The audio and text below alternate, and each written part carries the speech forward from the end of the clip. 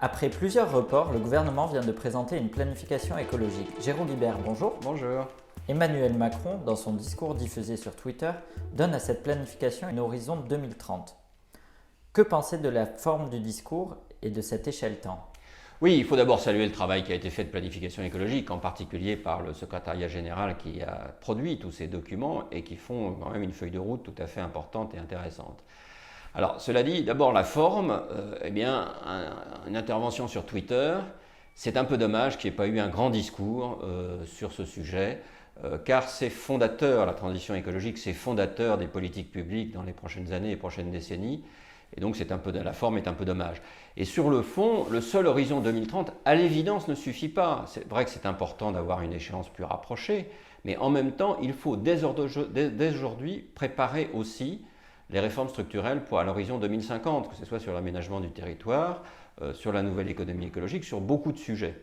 Et donc cette perspective-là, c'est vrai, était relativement absente de discours. Selon le gouvernement, l'écologie à la française s'apparente à inciter sans contraindre. Est-ce pertinent et viable? Oui, c'est ce débat sur l'écologie punitive qui n'a vraiment pas de sens, car on le sait bien, on ne peut pas uniquement inciter, il faut aussi réglementer. Quand les travailleurs, dans leur combat pour le droit du travail, ils ont obtenu des réglementations pour le code du travail, pour des règles, eh bien c'est un peu la même chose pour la transition écologique. Il faut aussi qu'il y ait des règles. Quelques exemples.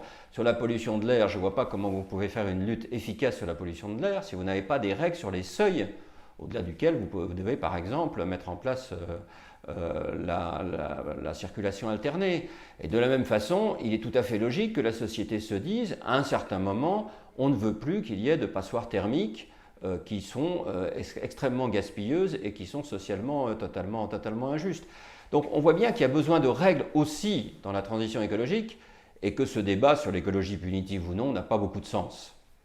Enfin, si les annonces sont assez techniques, quitte de la dimension sociétale de la transition écologique qui semble totalement absente?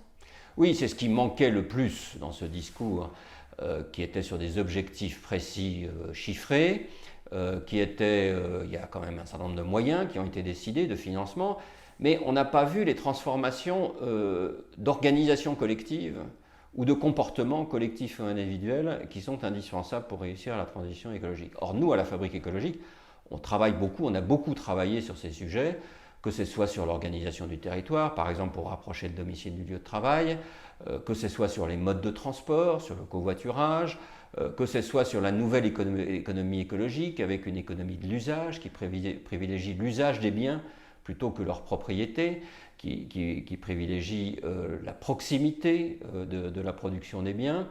On voit bien qu'il y a toute une série de changements systémiques absolument indispensables et malheureusement tout ceci, toutes ces choses absolument indispensables étaient absentes de discours sur la planification écologique. C'est dommage, c'est une occasion manquée.